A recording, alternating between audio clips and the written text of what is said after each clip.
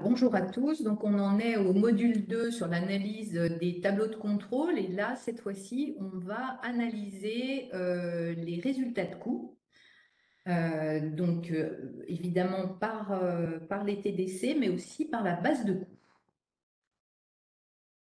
On va rappeler dans un premier temps le processus de dépôt des données, validation, et puis ensuite on passera à l'analyse des données de coûts SAC, SAMT, LM, LGG, consultation, et puis on fera un focus sur les coûts des sections SSR particulières que sont les SMT, métiers, plateaux et SASP.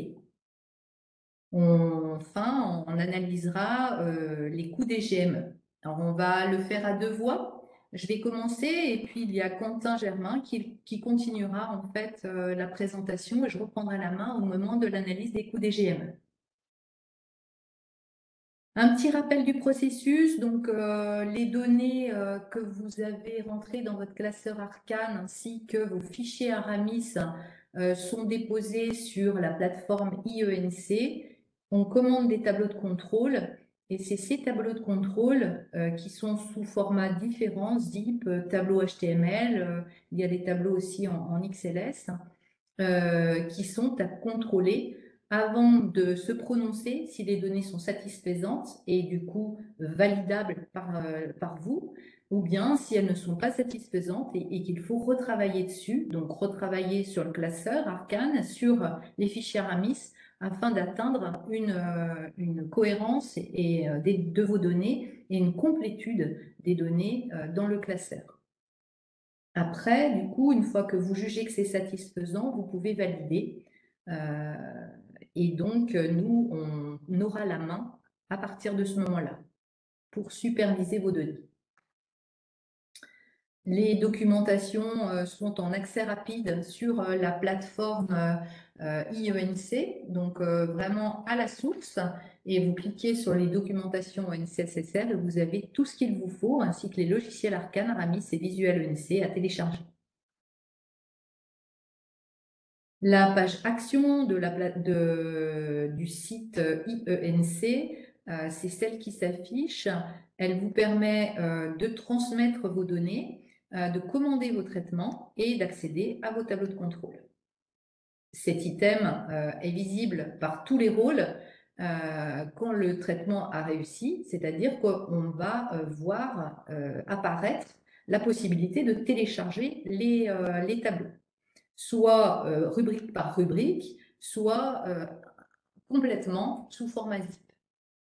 Alors, dans ce webinaire, on va parler des rubriques 3 à 5 des tableaux de contrôle. Le premier webinaire porte sur les rubriques 1 et 2, les données Arcane et les données PMSI, et puis les points qui étaient importants sur Aramis. Cette fois-ci, on est sur l'analyse des stacks, l'analyse des SMT plateaux, l'analyse des SMT métiers, l'analyse des SMT aussi produisant des actes CCAM, l'analyse des activités spécifiques SSR, des coûts unitaires des LM, LGG, structures et des IMO.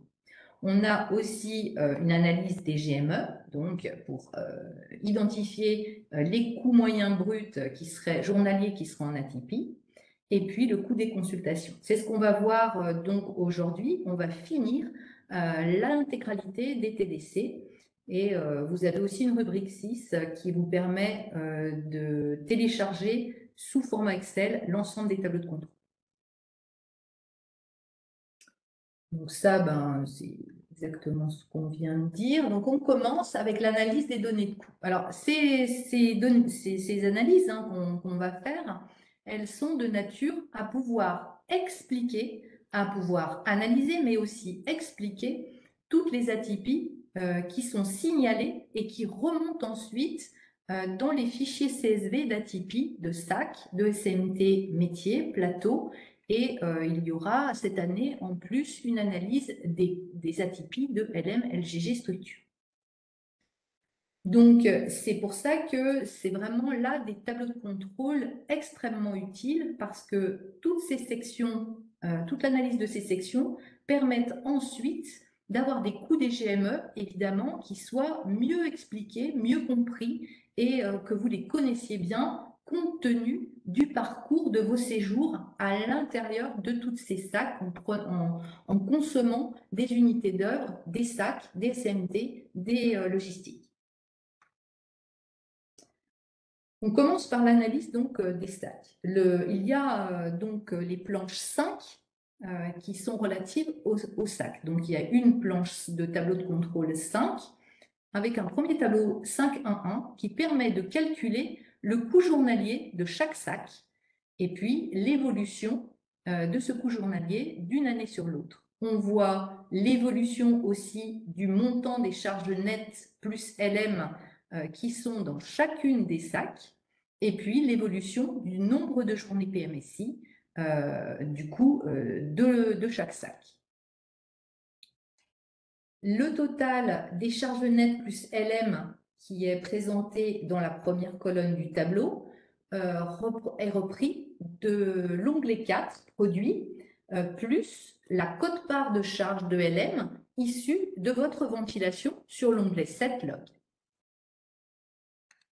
Le nombre total de journées PMSI est issu de votre lien UM-SAC, puisque, en fait, à chaque UM d'hébergement indiqué dans votre PMSI pour chaque séjour, il est fait un lien avec une SAC, et donc ce séjour-là, les journées de ce séjour-là vont être comptabilisées au sein de la SAC qui est en lien avec cette UM du PMSI. Le coût unitaire, donc, de la SAC, le coût journalier de la SAC, c'est le rapport entre ce total de charges nettes plus LM divisé par le nombre de journées PMSI. Donc, quand on vient regarder plus précisément, en bas d'onglet 4 produits, on a le montant des charges nettes de produits en atténuation que vous avez donc imputé sur chaque section clinique. Là, par exemple, pour cette SAC affection du système nerveux adulte hospice complète, on a 1 349 000 euros. En onglet 7, on affecte les consommations de clés de LM sur chacune des sacs. Et donc, c'est grâce à cette affectation que les charges de chaque LM sont ventilées aussi sur les sections. Donc là, par exemple, en LM pharmacie, on a 61 927 euros de charges de dépenses médicales gérées par la pharmacie, qui est la clé de la LM pharmacie, qui a été imputée, ventilée sur cette SAC affection du système nerveux adulte hospice complète. Et du coup, par rapport au montant des charges imputées dans la LM pharmacie pour 357 000 euros, eh bien, il y en a 31 873 qui reviennent en fait à cette SAC. Donc, on a de la LM pharmacie, on a un petit peu de charges ventilées via les unités d'œuvre de génie biomédical pour 502 euros. On a de l'hygiène hospitalière et vigilance pour 8 227 euros. Le tout, ça fait un total de LM de 40 609 euros. De ce fait, on avait un total de charges ventilées sur cette SAC en onglet 4 de 1 349 844, plus des charges de LM totale, pharmacie, génie biomédical et hygiène et vigilance pour 40 609 euros. On a donc 1 390 459 euros qui est donc indiqué en montant de charges nettes plus LM sur cette ligne de SAC 934 512 12. Le nombre de journées PMSI qui est indiqué dans ce tableau de contrôle 5.1.1, c'est donc le nombre de journées PMSI 2021 que on retrouve du coup via le lien UM-SAC. On l'a aussi dans le tableau d'évolution des données d'activité des SAC. On le retrouve bien, 7060 journées pour cette SAC-là. Donc, ces tableaux permettent évidemment d'analyser l'évolution des charges imputées sur chaque section clinique et puis l'évolution de l'activité qui est zoomée dans le tableau de contrôle 5.2. Dans le tableau 5.2, il y a aussi d'autres renseignements, outre les journées de PMSI, qui sont le nombre de lits, et puis le nombre de journées lits d'ouverture qui, du coup, fait référence au nombre de jours d'ouverture par lit. Donc, multiplié par le nombre de lits, ça fait un nombre de journées théoriques, réelles plutôt, d'ouverture, à comparer évidemment avec un nombre de journées théoriques d'ouverture qui sert à calculer le taux d'occupation.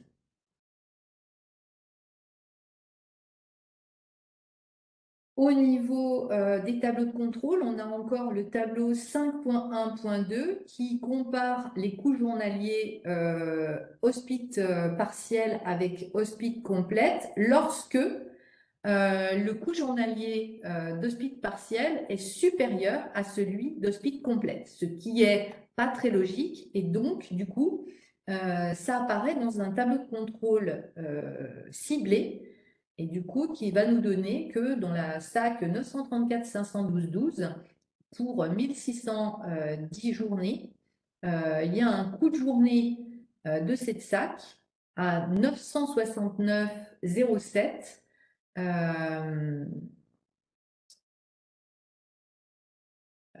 Voilà. Donc là, en fait, on compare les coûts. Donc, quand on regarde le système nerveux adulte hospice de jour, on est à 369,07 dans le tableau du haut. Je ne sais pas si vous voyez ma souris, peut-être bien que oui. Et quand on regarde affection du système nerveux hospice complète, on est à 196. Donc là, on est en dessous en hospice complète, ce qui est évidemment un peu atypique. Et donc à expliquer. On attend de vous que ce soit justifié.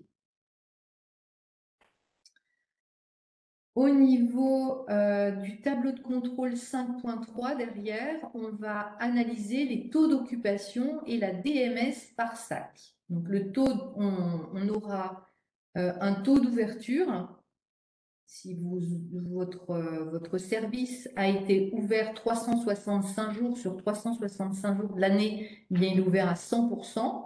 Et ça se calcule en fonction du nombre de journées libres d'ouverture que vous avez indiqué dans votre onglet DA par rapport à un nombre de journées théoriques ouvrables pour, par exemple, un service 7 jours sur 7 d'hospice complète. On est sur du 365 jours. Et donc, si vous avez déclaré ici que 7000 journées, on aura un taux d'ouverture de 7000 divisé par 7300. Donc ça, c'est le taux d'ouverture. Donc évidemment, il peut varier d'une année sur l'autre, et notamment dans ces périodes Covid où vous avez pu fermer des services en 2020, on va forcément avoir cette variation. Et puis ensuite, il y a le taux d'occupation du coup qui est calculé donc par rapport à cela, puisque vous avez un nombre de journées réellement effectuées, donc là 7060 par rapport à un nombre de journées du coup d'ouverture de votre établissement. Et là, vous avez un taux d'occupation qui se calcule 7060 divisé par les 7300, là ici, de nombre de journées d'ouverture. Une évolution du taux d'occupation et puis la DMS de chaque SAC, donc la durée moyenne de séjour des séjours qui sont dans cette SAC qui est calculée et avec une DMS de référence. Par rapport à la DMS de référence, c'est vrai qu'il faut être prudent dans l'analyse, puisque évidemment que ça dépend vraiment des séjours qui sont rattachés à chacune des SAC. Il peut y avoir des séjours très longs, en fait, sur des SAC, comme on peut, par exemple, pour une même affection système nerveux adulte hospice complète, avoir de la neuro lourde ou de la neuro qui ne reste que 3 semaines. ou de la neurolourde qui reste 6 mois. Donc, du coup, c'est vrai que là, il y a en référence des nombres de journées sur lesquels qu'il faut prendre un peu avec des pincettes.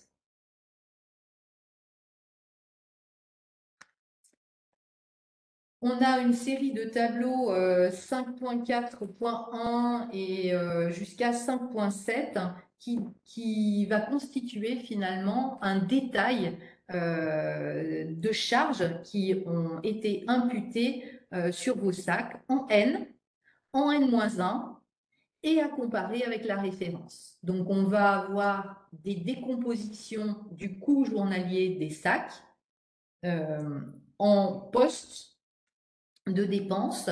Par exemple, on va avoir, je crois qu'on l'a après, voilà, alors en poste de dépenses et en euros et en poids, en fait. Donc, vous avez tous les écarts de charges de personnel, de charges médicales et d'autres charges et charges de LM. Ça, c'est les tableaux ici. Puis ensuite, sans qu'il y ait de comparaison à la référence forcément pour toutes les catégories, on va avoir au moins des comparaisons NN-1 sur un détail de poste beaucoup plus fin.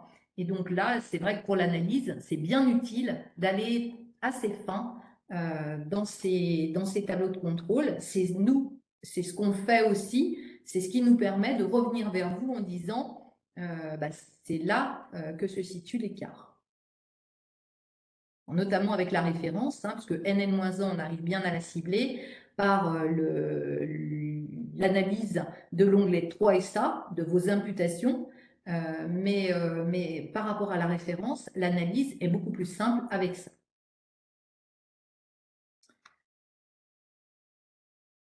Alors, on a donc des atypies qui ressortent dans ces tableaux de contrôle et ressortis dans le fichier CSV d'atypie des sacs, vous allez avoir un numéro d'atypie. Donc le numéro 1, c'est le coût journalier ou le nombre de journées. Le 2, c'est le coût de SIPS ou le nombre de SIPS. Et vous avez après ce qui ressort en atypie. Donc les sacs avec un coût journalier atypique, ce seront les sacs dont les dépenses sont supérieures à 10% des dépenses de toutes les sacs. On a mis un petit renvoi parce que c'est, je crois, depuis cette année que c'est ainsi. Donc ce taux de 10%, il s'entend toutes sacs confondus présentant l'atypie. C'est-à-dire que si il y a plus de 10% de sacs en atypie cumulés, alors ces sacs seront en atypie seront toutes listées dans le document CSV de sacs en atypie. Donc, on a des cas différents lorsque le coût journalier de l'établissement est supérieur ou inférieur au coût de référence de plus ou moins 50%, ou que le coût journalier s'écarte, donc est en écart de 40 à 50% par rapport au coût de référence, et le coût journalier a aussi une évolution NN-1 de plus de 30%, alors on est en coût journalier atypique avec le nombre de journées, etc. Donc, on a des cas particuliers d'atypie à chaque fois. Donc, toutes ces atypies sont réglementées. C'est pour ça que quelquefois, vous allez avoir des écarts dans vos tableaux de contrôle 5 et pour autant, vous n'aurez pas de remontée en sac en atypie parce que eh bien, ces critères ne sont pas atteints. On va regarder maintenant les SIPS. Donc, c'est dans les stacks, c'est vrai que c'est le point quand même un peu crucial. Et l'objectif, c'est de vérifier la cohérence des points SIPS qui ont été cotés par rapport au personnel qui est affecté, puisque vous savez que la cotation SIPS décrit la charge en soins et que forcément, si on a une charge en soins plus ou moins lourde, eh bien, ça influe sur le dimensionnement des personnels PS qui sont affectés dans chacune des stacks. Donc, c'est cette cohérence PS affectée sur chaque sac, score SIPS, qui va être recherchée. Et là, il y a des tableaux de contrôle ciblés qui sont les tableaux de contrôle de 5.5.5 à 5.5.7. Et donc, on vous propose d'analyser en deux phases l'analyse de la cotation des points CIPS et l'analyse des charges de PS qui sont affectées. Alors, qui dit charge de PS dit effectivement dimensionnement en ETP-PS. La résultante des charges divisées par le score SIPS donne le coût unitaire du point SIPS. Donc, là, on analyse finalement en faisant ces deux phases le coût unitaire que vous aurez donc dans votre tableau de contrôle de SIPS, de coût unitaire de SIPS. Alors, je vais tout afficher parce que ce sera mieux comme ça. Un petit focus sur le score SIPS, très important. Du coup, c'est la méthode Lamar qui est retenue pour coter les points SIPS. Cette méthode, elle permet une cotation sur 3 catégories de SIPS, les SIPS de base, les SIPS techniques et les SIPS relationnels. Ces 3 catégories de SIPS sont à coter chaque jour de la semaine. Et en finale, puisqu'on a un score par RHA, on retient la valeur la plus fréquente de la semaine pour chaque catégorie de points SIPS. Donc là, on vous donne un exemple sur quelques RHA, avec un premier exemple où on a tous les jours de la semaine de présent et on a une cotation que vous voyez avec des soins de base majoritairement. Donc le plus fréquent, c'est 10, la cotation. Vous savez, c'est 1, 4, 10, 20. La cotation SIPS pour chaque catégorie. Donc là, la plus fréquente, le 10 pour les soins de base, les soins techniques, la plus fréquente, le 4. Pour les SIPS relationnels, la plus fréquente, le 20. Donc, du coup, là, on a 7 jours et on a, du coup, 34 points SIPS, 10 plus 4 plus 20, 34 points SIPS au total pour ce RHA, multiplié par 7 jours de présence, ça nous fait 238 points SIPS, etc. Donc, c'est comme ça que c'est calculé. Et donc, à la fin, il y a un score total de la SAC. Donc là, on va dire que sur ces 3 RHA, si notre SAC avec ces 3 RHA, on aurait 448 de score total de points SIPS. Et donc, il y a un score par jour qui est calculé, qui évidemment est la division entre le score total divisé par le nombre de jours de la SAC.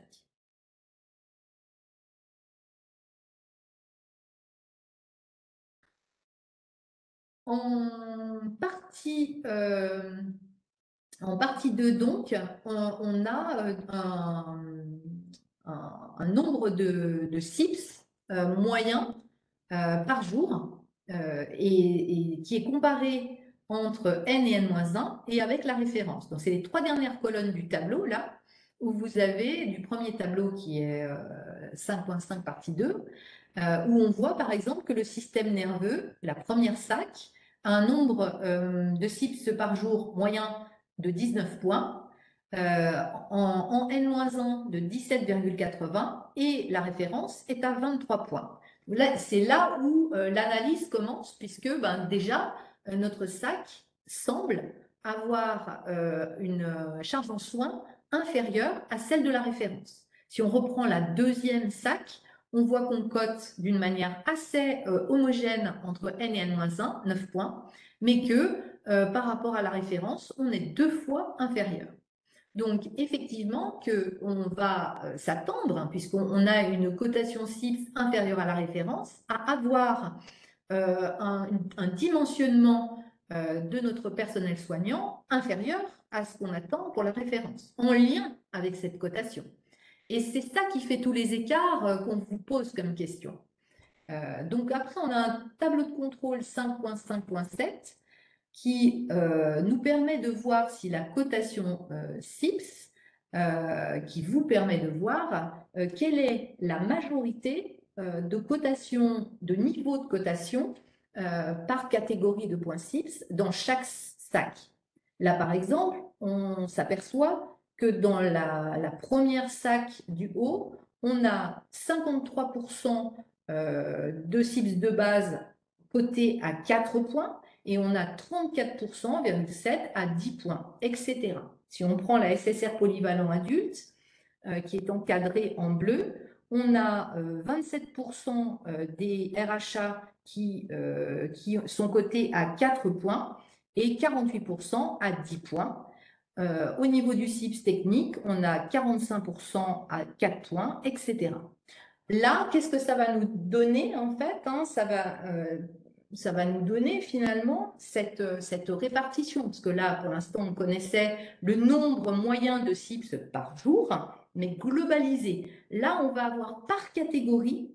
Et du coup, on va pouvoir se dire, tiens, c'est très curieux pour, par exemple, une sac de jour, d'avoir des CIPS de base serait étonnant d'avoir, par exemple, une cotation à 10 points de CIPS de base.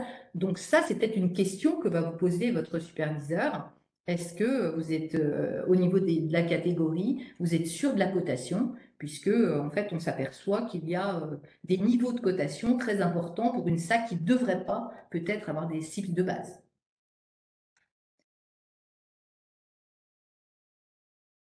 Et vous pourriez nous répondre effectivement que vous confirmez parce que vos prises en charge eh bien, sont ainsi faites que vous recevez des patients effectivement où vous faites plutôt des soins de base.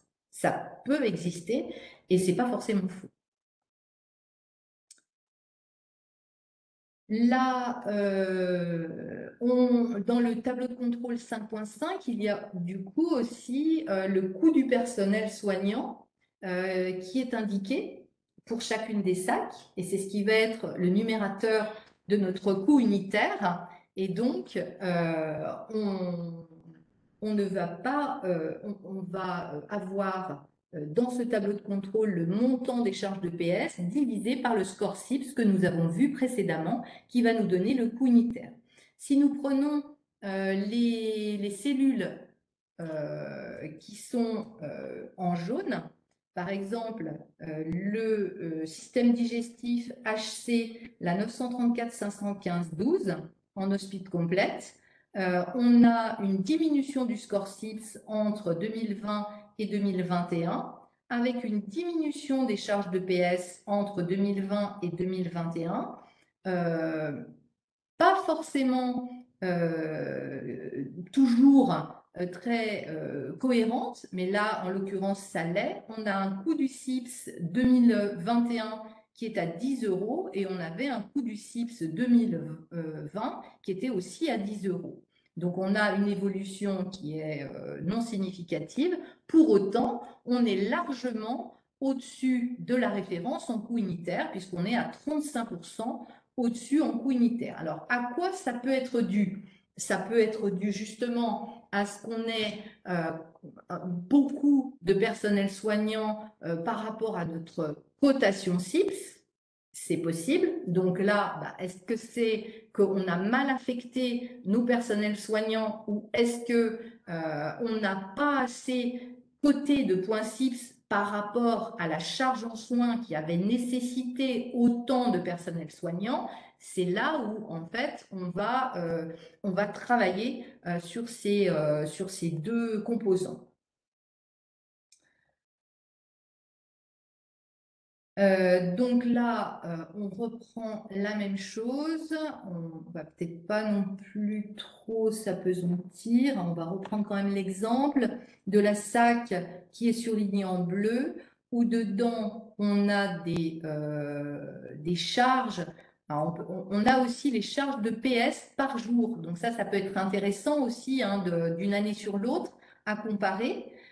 Donc là, par exemple, on voit qu'on avait 110 € par jour de charge de PS pour cette SAC. On a toujours à peu près la même chose. Et on a un coût du CIPS qui est sensiblement le même, qui diminue un petit peu d'une année sur l'autre pour cette SAC SSR polyvalent. On voit bien du coup qu'on a bien adapté notre charge en soins aux éventuelles modifications, puisqu'on a eu moins de journées et pour autant on a une charge de PS qui est sensiblement la même, qui a peut-être un petit peu augmenté compte tenu de cette baisse d'activité, mais on reste vraiment sur des choses sensiblement équivalentes. On a le tableau 5.5.7, donc on a vu tout à l'heure sur la répartition des CIPS par catégorie, qui va aussi nous donner une indication sur la lourdeur finalement des prises en charge, hein. Du coup, on va vous interroger sur cette lourdeur de prise en charge, si tel est le cas. Par exemple, dans la SAC qui est surlignée en violet, encadré en violet. On a une SAC de système digestif avec des cibles de base très faibles, majoritairement côté A1, des cibles techniques majoritairement côté A1, mais des cibles relationnels plus importants, entre 4 et 10 majoritairement. Et là, du coup, comme il semblerait qu'on cote moins de points CIPS par jour que la référence, hein, puisque c'est celle qui avait 9 points CIPS par jour contre 18 points CIPS pour la référence. On, on va vous questionner de savoir, mais quel type de prise en charge vous avez dans cette SAC de digestif. Et évidemment, vous allez peut-être nous répondre que vous ne faites que de l'obésité et que du coup, ben, voilà, il y a beaucoup de CIPS relationnels, mais beaucoup moins de CIPS techniques et de CIPS de base, ce qui explique cela. Voilà. Et la référence peut-être, elle, a évidemment toutes sortes de prises en charge de digestif, pas que l'obésité.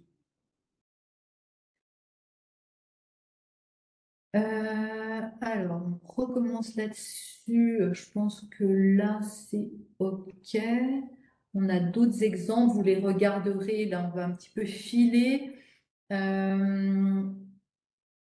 Donc là, c'est pareil, hein, c'est vraiment, on vient creuser en fait par ces tableaux de contrôle 5 suivants en fait, hein, tous les écarts qu'on peut trouver sur les CIPS. Et là, par exemple, le tableau 5, 5, 6, c'est justement sur la répartition des points CIPS par sac qui peut être interpellante. Par exemple, une SSR, une SAC SSR polyvalent qui aurait la plupart de ses séjours avec un minimum de cotation à 3 points, ce qui veut dire qu'il y a un point de cycle de base, un point de cycle technique et un point de cycle relationnel. Ça paraît très bizarre en polyvalent et speed complète. Donc là, on va plutôt raisonner sur les modes de prise, enfin les séjours pris en charge, la prise en charge qui est faite dans vos sacs par rapport à un poids de CIPS maximum. Au niveau maintenant des SMT, je vais laisser la parole à Quentin. Alors bonjour à toutes les équipes ENC. Du coup, je vais continuer cette présentation sur la partie SAMT et plus précisément sur l'activité avec le TLC 6.2, donc qui sert entre autres à contrôler la nature du haut déclaré entre Nn-1 par rapport à la nature du haut attendu. Donc, comme on peut le voir ici, le TLC 6.2, c'est vraiment le reflet en fait des données que vous avez saisies dans Arcane. Donc, les SAMT en sous-traitance peuvent être soit suivis en montant sous-traité en fichier 4, soit être suivis avec une UO des SAMT internes en fichier 10.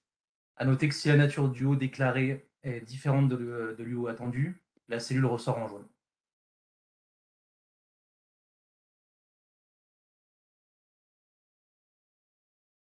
Ensuite, du coup, le TLC 6.2 permet également de voir les évolutions du haut déclaré entre N et N-1 en onglet 1DA, à la fois en nombre d'UO consommés par les hospitalisés SSR et à la fois en nombre d'UO consommés au global.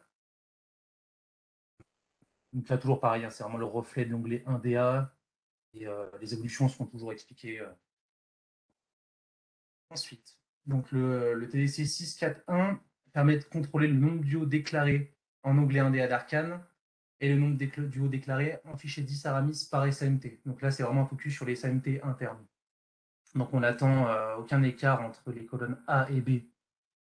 Donc là, par exemple, si on prend le cas de la SAMT échographie, on voit qu'il n'y a aucune UO qui a été déclarée en fichier 10 Aramis, à tort, car on attend 23 467 UO d'après l'onglet 1DA d'Arcane. Donc la conséquence, ça va être quoi? Ça va être qu'en fait, on n'aura 47 000 € de charges non valorisées, la SAMT échographie qui sont entre guillemets perdues, compte tenu de l'absence du haut déclaré sur les rachats concernés. Donc, le TDC 6.3 permet de détailler la répartition des UO en onglet 1DA entre les différents bénéficiaires, donc en N sur la partie 1 et en N-1 sur la partie 2, ce qui nous permet de faire un comparatif. Donc, en fait, l'objectif ici, c'est vraiment d'identifier des anomalies, donc que ce soit une absence d'exhaustivité ou une erreur ou des évolutions de duo entre N et N-1 par champ qui paraîtraient anormales.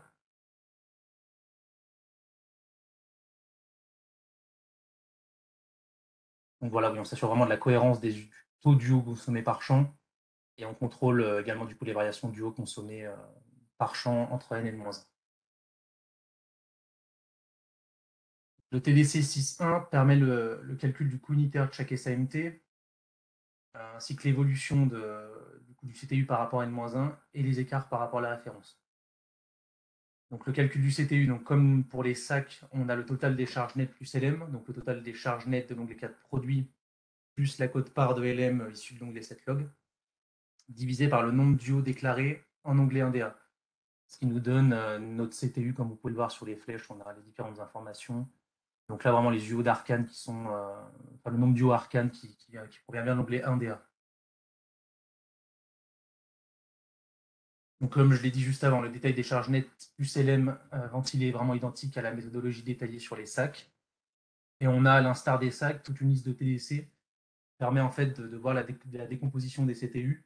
Donc entre N et N-1, la comparaison aussi des poids de charge, etc. Ça, on a vraiment tout un panel de TDC qui nous permet d'approfondir nos analyses.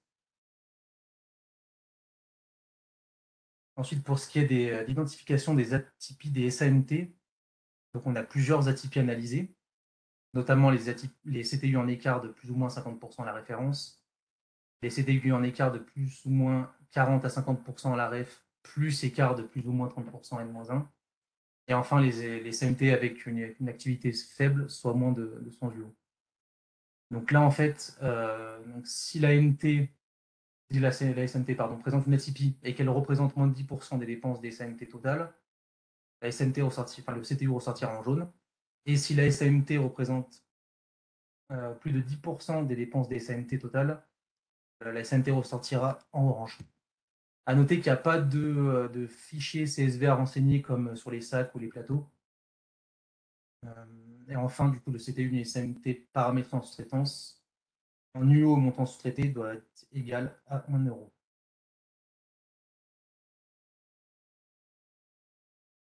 Alors ensuite, pour continuer du coup sur les LM, LGG et structures, donc on a le TDC 10.1 qui calcule le coût unitaire de chaque LM, LGG et structure, l'évolution du CTU par rapport à N-1 et enfin les écarts à la référence. Donc là, on a le total des charges nettes donc, qui est égal aux imputations en onglet 3SA, moins les produits en atténuation en onglet 4, moins les charges déduites en onglet 5 charges indirectes au titre des budgets annexes, activités subsidiaires et depuis cette année des MIG et du hors études. Ces montants-là sont divisés par le nombre du haut total qui sont déclarés en onglet 7 champs par champ d'activité, sachant que les UO des activités subsidiaires ne sont pas à déclarer. Donc cette division nous donne après notre CTU. On peut voir aussi également dans le TDC 6.1 les natures les natures de clés, pardon, les natures de clés entre N et N-1. Donc là aussi, on va faire un contrôle là-dessus pour voir si les clés utilisées sont correctes.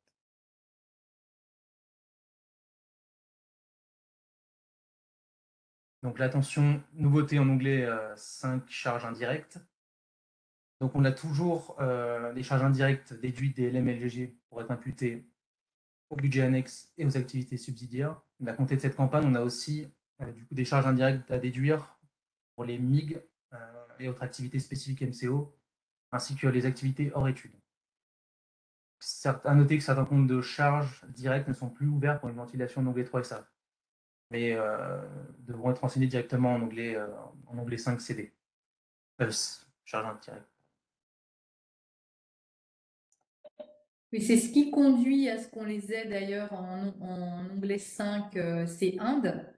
c'est justement parce que enfin, il y a des saisies impossibles sur les MIG et autres activités hors études qui sont justement impossibles à saisir en onglet 3SA. Donc, parce que justement, euh, elles sont maintenant du coup dans l'onglet 5 C1.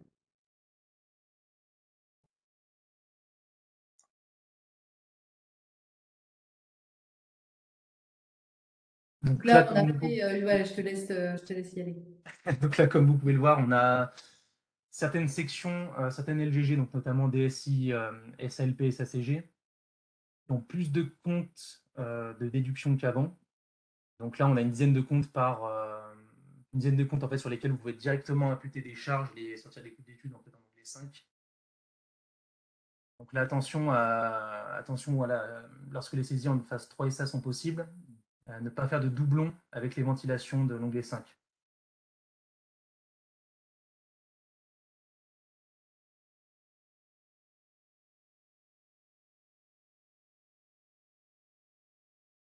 Donc là, on a un rappel des charges en fait, des charges de DLM LGG structure, donc en fait qui sont calculées donc à partir du coup du bas de l'onglet 3SA, donc des charges moins produites, donc le 3 421 000, auquel on vient soustraire les charges identifiées en onglet 5, du coup qui sont déduites des activités subsidiaires. Donc là, en l'occurrence, 6 121 € sur les prestations délivrées aux usagers accompagnants.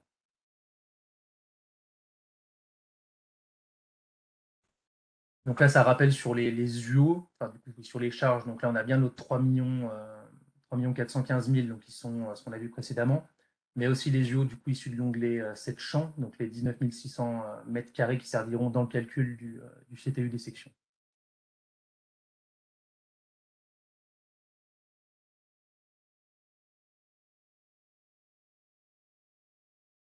Donc ici, pour reprendre le calcul du CTU de la LGG, service hôtelier, on a bien donc le total des charges nettes ventilées en onglet 3SA, moins les charges directes affectées, les charges indirectes affectées en onglet 5, soit du coup un CTU à 174 € le mètre carré. Donc là, on voit juste en dessous dans le TDC 6.1 du coup les évolutions ANN-1 du CTU. Et enfin, aussi le comparaison avec les coûts de référence, donc le Q1 médiane et le Q3 de référence.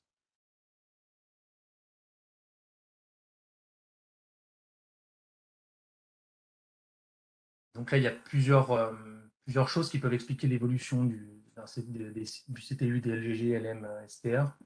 Donc ça peut être soit une variation des charges directes affectées par rapport à N-1, soit une évolution du nombre d'UO, soit une variation des charges affectées aux activités subsidiaires et budget annexe.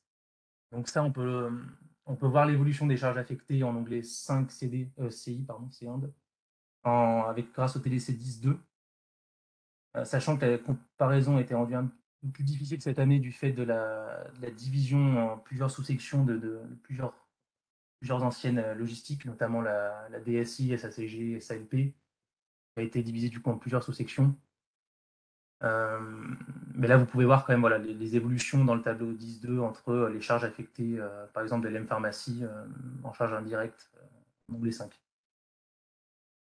On a également le TDC 178 qui permet l'identification plus fine des montants déduits en onglet 5 ou imputés en onglet 3 et ça entre N-1 par type de logistique et par poste de charge.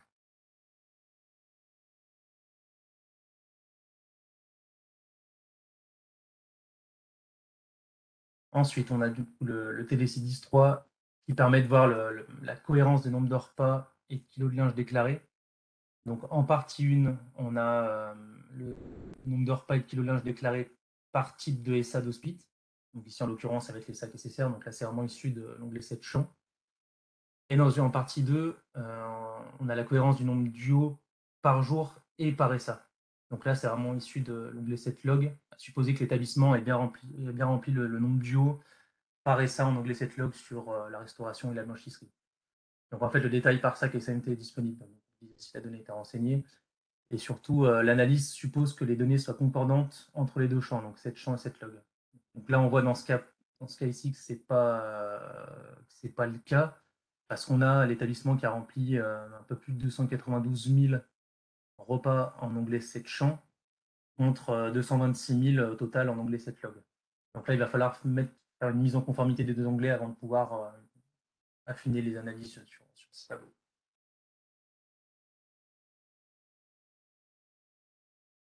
Ensuite, au niveau des SA consultations externes.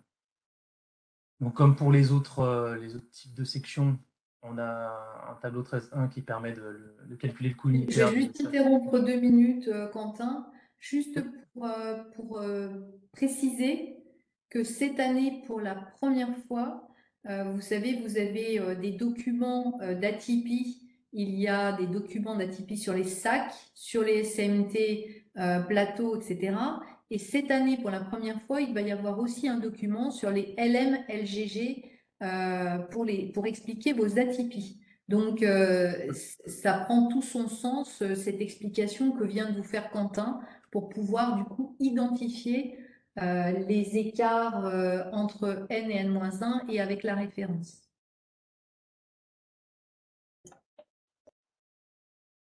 Alors, du coup, au niveau des consultes, donc on a le TDC 13.1 qui permet de calcul des coûts unitaires des différentes consultes. Donc là, c'est le même principe que pour les SAMT. On a donc total de charge net plus LM divisé par le nombre du haut déclaré en onglet 1DA.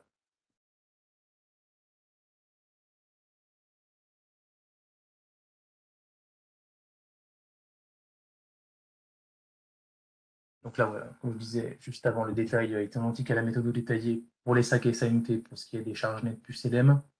Et à l'instar aussi des sacs SAMT, on a toute une liste de TDC qui permet de donner la décomposition des coûts N en coûts et en poids. On a également le détail des coûts unitaires, etc. etc. On a mis en bas un exemple du TDC 13.5.1 qui permet de détailler les coûts unitaires à partir des charges à caractère médical. Là, comme vous pouvez le voir, en fait, la ventilation de charges médicales est vraiment possible sur les consultes. Pas forcément que des charges de personnel, c'est vraiment aussi possible de ventiler par exemple des consommables médicaux, etc. ou des spé pharma. Donc les TDC permet de voir notamment la cohérence unitaire, du détail des coûts unitaires des charges médicales. Alors ensuite, donc là on va faire un focus sur les coûts des sections SSR, donc à savoir les plateaux, les métiers et les SAS PSSR. Donc les plateaux, au niveau des plateaux, il y a eu pas mal de changements cette année sur le découpage analytique, notamment la distinction des plateaux techniques spécialisés et hors plateaux techniques spécialisés. Normalement, ce point-là a dû être abordé en entretien préalable avec votre superviseur. Donc si jamais vous êtes concerné par si vous êtes potentiellement concerné par des PTS, mais que vous n'avez pas encore tranché lors de l'entretien préalable, je vous invite à retourner vers votre superviseur pour valider vos changements de découpage s'il y en a. Donc là, pour commencer, on a le TDC 7.1 qui permet d'analyser le coût horaire donc, de chaque plateau, l'évolution par rapport à N-1 et l'écart de CTH par rapport à la REF.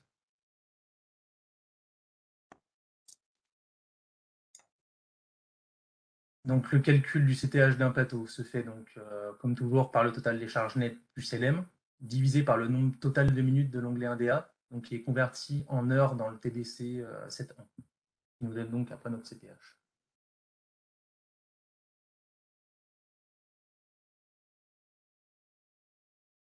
Donc ici, là on voit en fait comment est reconstitué le calcul des charges des plateaux qu'on a vu précédemment dans l'onglet 7.1, qui cumule à la fois le bas de l'onglet 4 produits, donc des charges nettes, plus les charges issues de l'onglet 7 log sur la partie LM.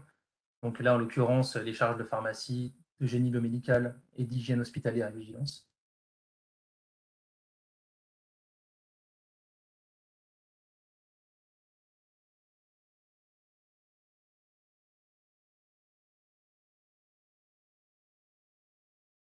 Donc là, comme vu précédemment, on a un montant des charges nettes affectées directement sur le bateau kiné en onglet 4 de 150 000 €, plus des charges indirectes d'à peu près 3 000 € issues de l'onglet 7 log, ce qui nous donne bien nos 154 000 € en TDC 7.1. Donc là, les évolutions NN-1 et les écarts avec la REF des CTH doivent être analysés. Donc là, en l'occurrence, on a l'exemple du TDC, du plateau kiné, dont le CTH augmente fortement et qui en plus devient élevé par rapport à la référence, donc en raison de l'augmentation des charges nettes. Donc si on fait un petit focus sur les charges, sur la ventilation des charges, donc là comme on peut le voir dans le TDC 1762, qui reprend en fait l'onglet 3SA, donc avec toutes les évolutions des charges et des produits par SA et par contre entre N et N-1. On voit qu'on a une évolution de 60 000 € qui provient principalement du coup de l'onglet 3 et notamment des comptes 628.3 nettoyage à l'extérieur et PA et des charges de PA. C'est surtout en fait voilà, l'évolution du coût du plateau provient surtout de ces deux comptes-là, quasi exclusivement de ces deux comptes. Donc ce sera du coup une explication à apporter. Pour la partie UO, donc en fait ici les UO qui servent à calculer du coup les CTU sont issus donc de l'onglet 1DA, donc des minutes que vous avez ventilées en onglet 1DA, donc à la fois les minutes ventilées pour les patients hospitalisés CCR, mais également pour les minutes consommées par les patients extérieurs. Là par exemple pour la balnéo, on a un total de 44 000 minutes imputées en onglet 1DA, dont 40 500 minutes pour les patients hospitalisés CCR. Après, du coup, ces JO sont convertis en heures dans le TDC 7.2 que vous voyez juste en dessous. Donc, on retrouve bien dans le TDC 7.2 le total des heures, donc 734 heures, et ensuite le nombre d'heures pour les hospitalisés CCR, donc 676 heures.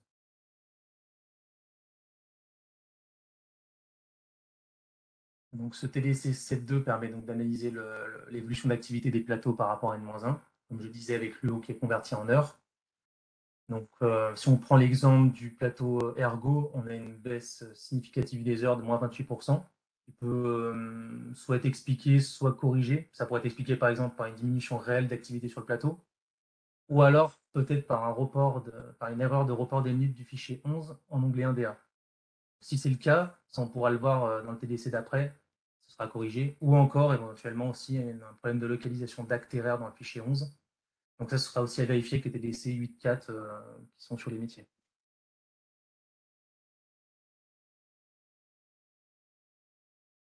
Là, le TDC.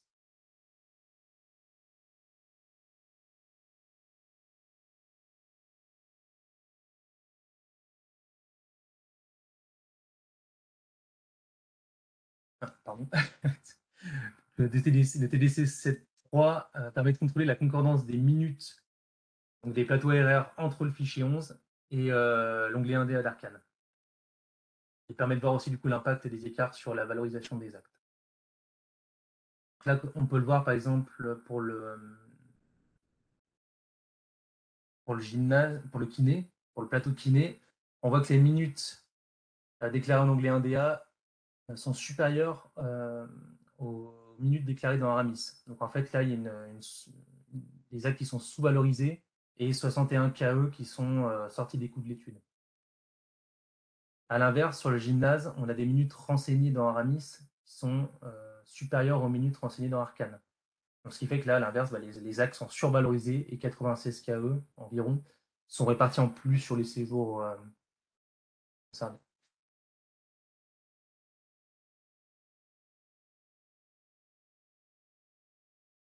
Donc, un peu comme les autres sections, on a tous les TDC 7.4 à 7.7 qui permettent d'analyser la décomposition du CTH de chaque plateau par type de charge, ainsi que les évolutions N-1 et les écarts par rapport à la ref.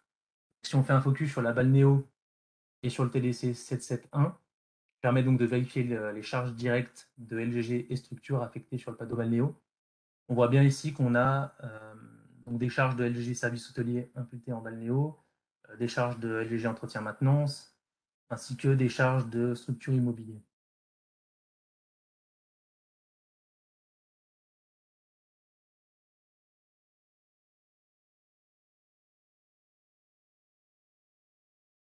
Là, un petit focus sur le TDC 7.8 qui recense les plateaux en atypie et le nombre de RHA impactés.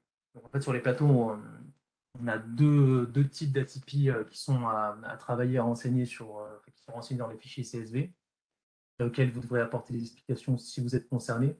Donc, on a une atypie de CTH élevée, c'est-à-dire que le coût du plateau représente plus de 50% du coût total hors structure du RHA. Et on a aussi une atypie de faible utilisation d'un plateau, donc de moins de 52 heures par an.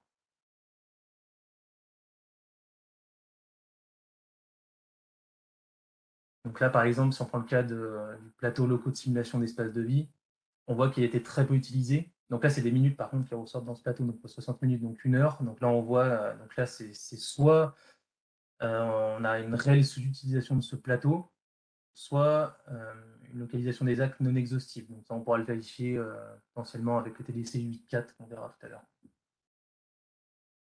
Et ensuite, du coup, on a la balnéo, donc sur laquelle de 21 RHA, donc 2 en HC, 19 en HP, ont un coût du plateau balnéo qui représente plus de 50% de leur coût hors structure. Donc là, certainement en lien avec le CTH élevé du plateau de 620 euros. Donc là, il conviendra à l'établissement de travailler sur les données de ce plateau pour expliquer cette atypie ou pour juger si des anomalies sont détectées.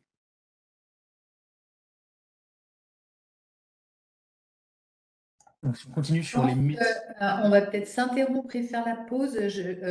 En fait, j'ai pas dû reprendre le fichier que j'avais modifié tout à l'heure, où j'avais remis une caméra, mais là, ça fait un peu plus d'1 heure et on